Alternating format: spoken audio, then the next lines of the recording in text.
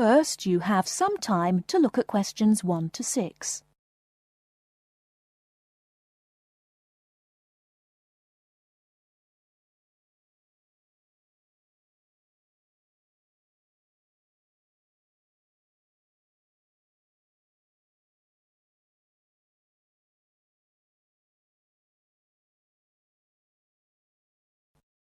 Now we shall begin. You should answer the questions as you listen, because you will not hear the recording a second time. Listen carefully and answer questions 1 to 6. Good morning. It's Mr. Robinson, isn't it? Have a seat. Stephen Robinson. Yes. Is that S-T-E-V-E-N or P-H? It's V. OK. I've got your letter of application, but I need a few more details for the file. Now, you're from Manchester. What exactly is the address? Yes, it's Dynevor Gardens. That's D-Y-N-E-V-O-R. Prestwich. Thanks. And telephone? Well, it isn't mine. It's the landlord's, but I can be contacted. It's 483-250. Uh-huh. The landlord lives in, does he? Well, he has the flat downstairs, and he's a friend of the family anyway. I see. OK. According to your letter, I imagine you were born in, let me see, 1960? 61. Right. And the date? 12th of July. Thank you. And I believe you're married. No, I'm getting married, but not for a few months. Oh, sorry. Well, I mean, congratulations. Is it going to be in Manchester? Well, no, actually. My fiancée's from Wales, so we're getting married in her home village, near Bangor. Oh, how nice. Now, as you know, when you apply for a post with Williams Engineering, we need to find out a few things about both your academic background and more recent work experience, the latter being especially important in respect of this rather specialised position in the area of water management. First of all, A-levels. Yes, I've got 3. Geography, maths and physics. Geography, maths and physics. OK. Before you hear the rest of the conversation, you have some time to look at questions 7 to 10.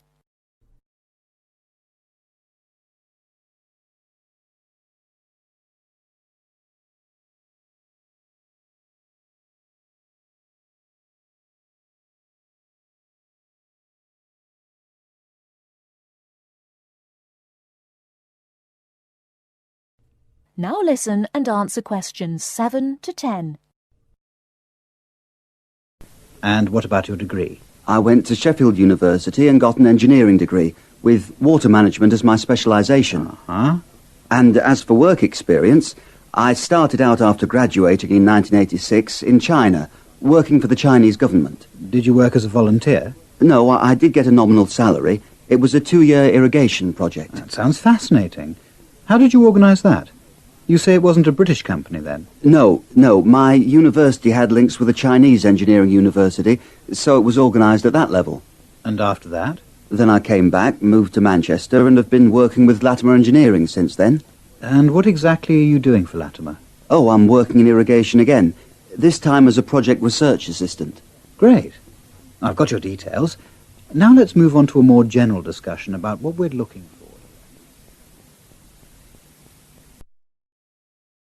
That is the end of part 1.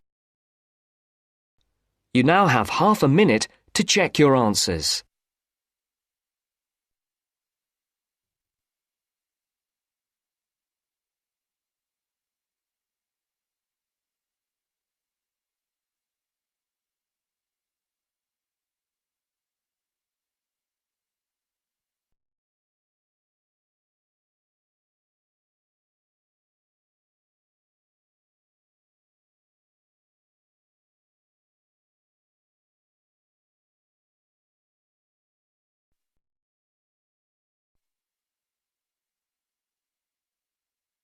Now turns to part 2. Part 2. First, you have some time to look at questions 11 to 15.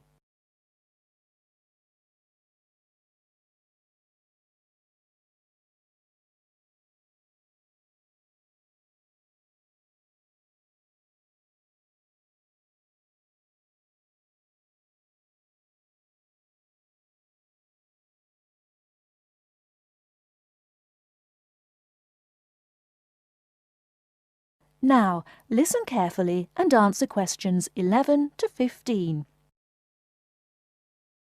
So, Enrique, have you started your research project on cities yet?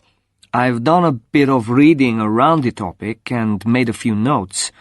But, if I'm honest about it, I really haven't done as much as I'd have liked to because I'm finding it a bit difficult. You don't know how relieved I am to hear you say that. I feel the same way. I think the key is to be able to make valid research questions. You're probably right about that. Didn't we have some lectures on how to write research questions? I think it was towards the beginning of the term. Yes, we did. I've got my notes somewhere in this file. I tell you what, why don't we look at the notes together and then try and come up with some research questions? At least that would be a good starting point. Give us some sense of where we're going with this. Brilliant idea. Let's get started. Okay. From what I remember, a good research question is all about knowing from the outset what it is you're trying to find out. Yes. And now that I'm looking at my notes again, I see I've written here that it's to do with understanding and evaluation. So, understanding a particular issue and evaluating any problems around it. And of course, a very important part is not overlooking any research that has already been done. Past research is just as important as what is being done now. It's a bit, I suppose, like looking at the research that's already been done and seeing if it agrees or disagrees with your own ideas. Sure, I hear what you're saying. But to do that properly, you have to have a clear idea in your head what your own research question is. And by that, I mean specific areas you want to focus on. Let's face it, there's so much information out there, and we can't possibly include it all in 2,000 words. Don't remind me.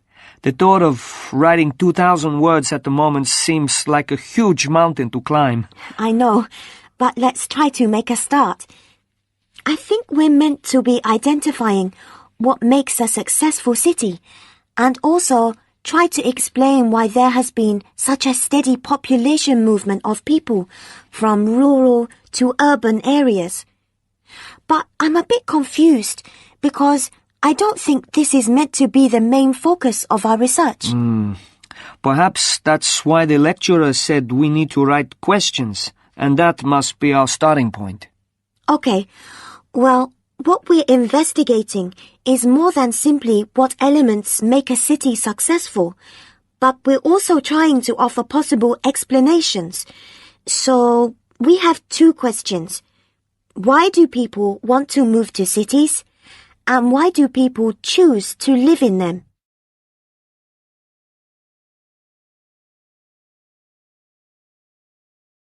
Before you hear the rest of the talk, you have some time to look at questions 16 to 20.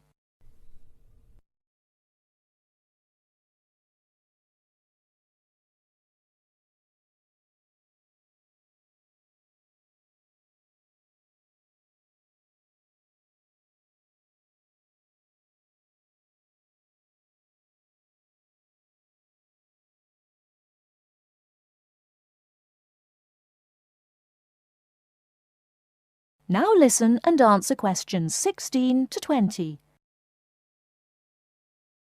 Okay then.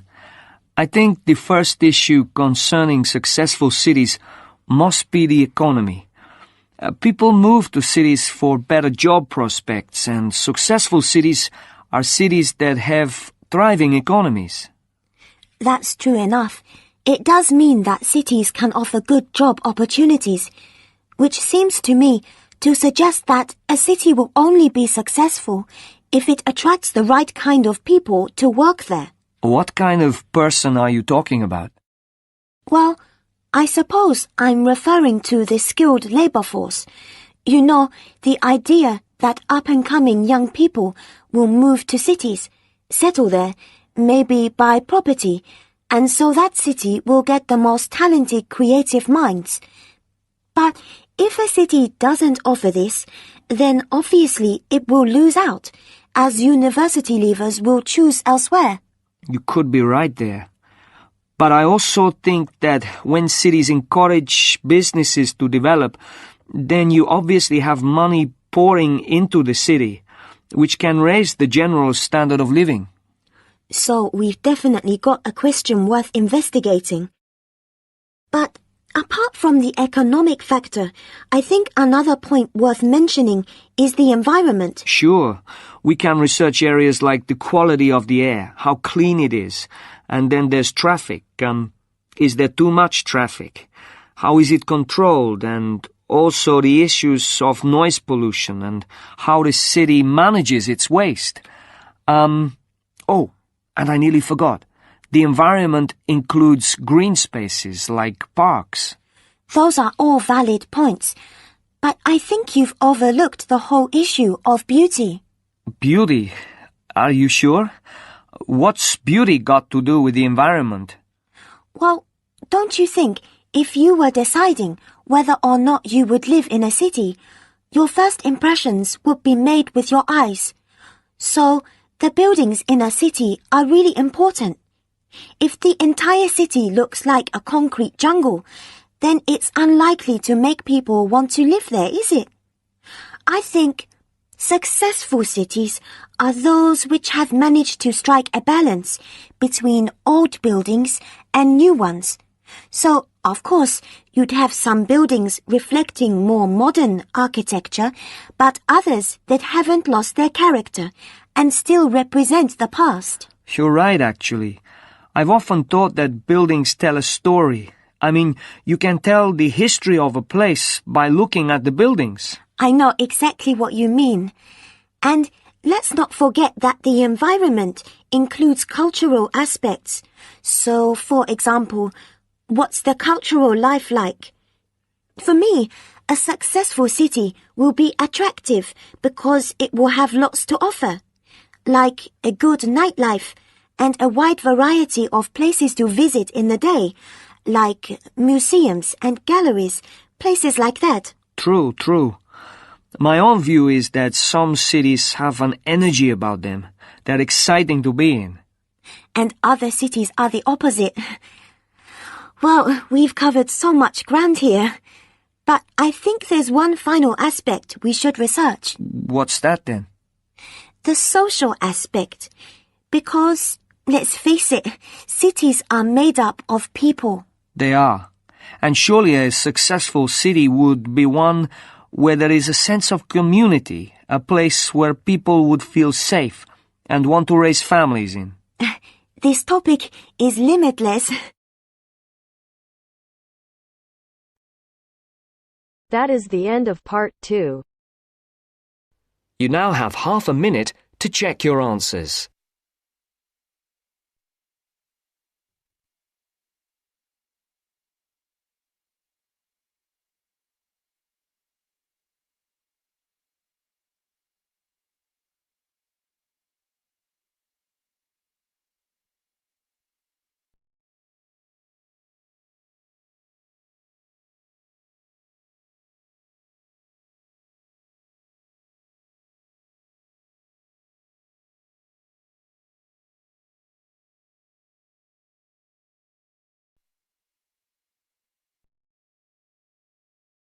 Now turns to part 3.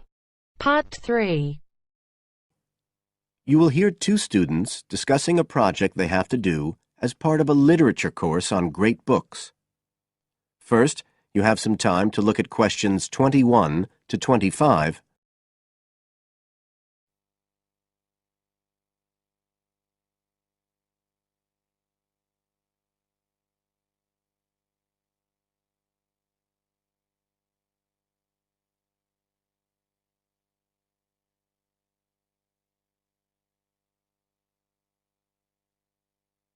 Now listen carefully and answer questions 21 to 25.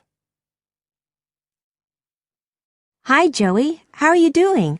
I heard you were sick. Oh, hi, Olivia. Yeah, I had a virus last week, and I missed a whole pile of lectures, like the first one on the great books in literature. where Dr. Castle gave us all the information about the semester project. I can give you copies of the handouts. I've got them right here. That's okay. I already collected the handouts, but I'm not very clear about all the details. I know we each have to choose an individual author. I think I'm going to do Carlos Castaneda. I'm really interested in South American literature. Have you checked he's on the list that Dr. Castle gave us? We can't just choose anyone. Yeah, I checked. It's okay. Who did you choose?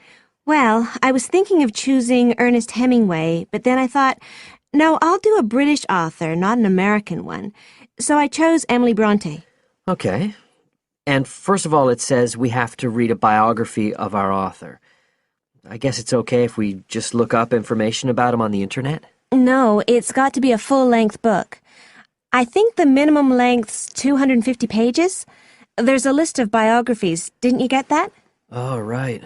I didn't realize we had to stick with that. So, what do we have to do when we've read the biography? Well, then we have to choose one work by the writer. Again, it's got to be something quite long. We can't just read a short story. But I guess a collection of short stories would be okay? Yes, or even a collection of poems, they said. But I think most people are doing novels. I'm going to do Wuthering Heights. I've read it before, but I really want to read it again now I've found out more about the writer. And then the video. We have to make a short video about our author and about the book. How long has it got to be? A minute. What? Like 60 seconds? We got to give all the important information about their life and the book we choose? Well, you can't do everything. I wrote it down somewhere. Yes, Dr. Castle said we had to find or write a short passage that helps to explain the author's passion for writing, why they're a writer. So we can back this up with reference to important events in the writer's life, if they're relevant. But it's up to us, really. The video's meant to portray the essence of the writer's life and the piece of writing we choose. So when we read the biography, we have to think about what kind of person our writer is. Yes, and the historical context and so on. So for my writer, Emily Bronte, the biography gave a really strong impression of the place where she lived and the countryside around. Right. I'm beginning to get the idea. Before you hear the rest of the talk, you have some time to look at questions 26 to 30.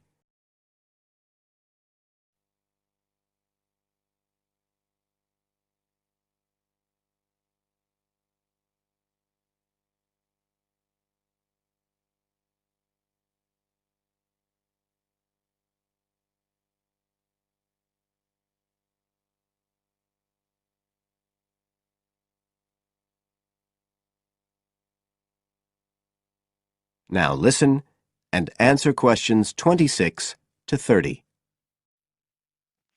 Can I check the other requirements with you? Sure.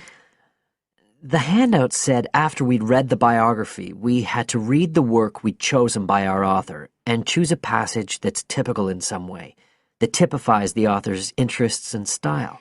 Yes, but at the same time, it has to relate to the biographical extract you choose. There's got to be some sort of theme linking them. Okay, I'm with you. And then you have to think about the video. So are we meant to dramatize the scene we choose? I guess we could, but there's not a lot of time for that.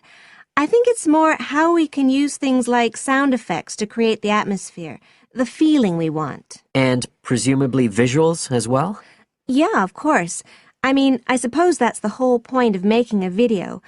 But whatever we use has to be historically in keeping with the author. We can use things like digital image processing to do it all. So we can use any computer software we want? Sure. And it's important that we use a range, not just one software program. That's actually one of the things we're assessed on. Okay. Oh, and something else that's apparently really important is to keep track of the materials we use and to acknowledge them. Including stuff we download off the internet, presumably? Yeah, so our video has to list all the material used with details of the source in a bibliography at the end. Okay. And you were talking about assessment of the project. Did they give us the criteria? I couldn't find anything on the handout. Sure. He gave us them in the lecture. Let's see, you get 25% just for getting all the components done. That's both sets of reading and the video. Then the second part is actually how successful we are at getting the essence of the work. They call that content, and that counts for 50%. Then the last 25% is on the video itself, the artistic and technical side. Great. Well, that sounds a lot of work, but a whole lot better than just handing in a paper. Thanks a lot, Olivia. You're welcome. That is the end of part 3. You now have half a minute to check your answers.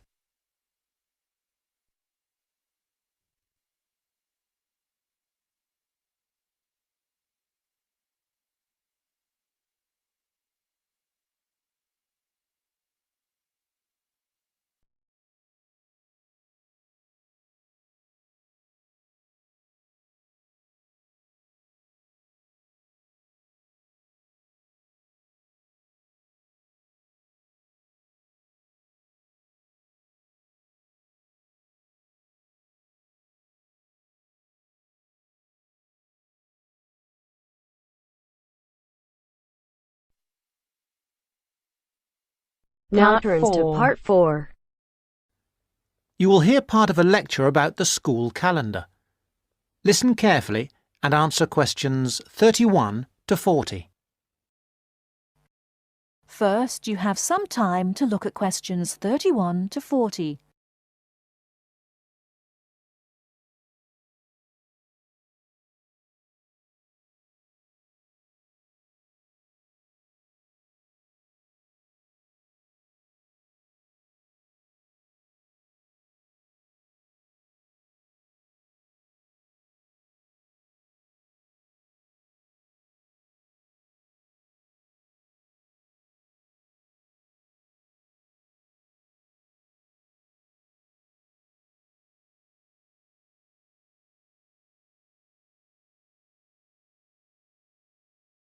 Now, listen carefully and answer questions 31 to 40. So, having seen that the six-term system has passed the test of cost-effectiveness, we can move on to the educational aspects of this arrangement. Firstly, all the terms would be approximately the same length. Instead of terms up to 13 weeks, which we have now, there could be a repeating pattern of 7 weeks of term time plus 2 weeks of vacation. This would be repeated 6 times per year. How does this affect the effectiveness of the educational provision? The most noticeable result would be that the very long summer holiday would be reduced in length. This byproduct of the six-term system could be beneficial. There's plenty of evidence of huge learning loss by pupils during the summer holidays. By learning loss, we mean the amount that pupils forget or lose during a holiday break. Ashley carried out a number of analyses which showed this conclusively. He investigated 39 studies examining the effects of summer holidays on standardized test scores. His analyses indicated that summer learning loss equaled 2 weeks to 7 weeks of instruction. On average, children's test scores were 3 weeks lower than when they left school in the previous term. He also found differences in the learning loss effect according to subject. The subjects he analysed were reading, writing and maths, and he found that the effect was greatest in maths and reading. Furthermore, although all social groups experienced roughly similar learning loss in the field of maths, the studies found that disadvantaged children showed even greater losses in reading skills. So, the problem of learning loss in traditional schools is clear. However, the results of studies into the six-term system and learning loss are ambiguous. Marchmont found that pupils in six-term schools maintained their test scores after the shorter holiday period. This is certainly an improvement on the traditional system where, as we have seen, pupils perform worse after the summer break. Benson, however, found no differences between those in traditional schools and on the six-term schedule.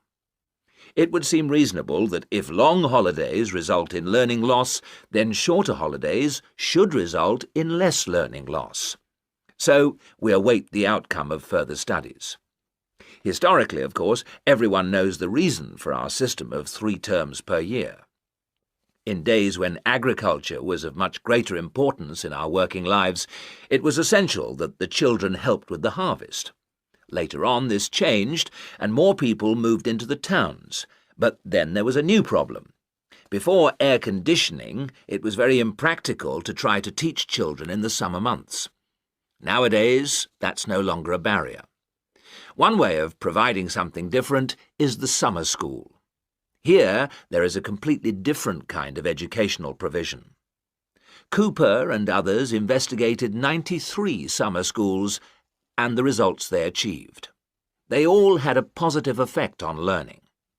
Most summer schools, of course, have small classes, and class size was shown to have a positive effect.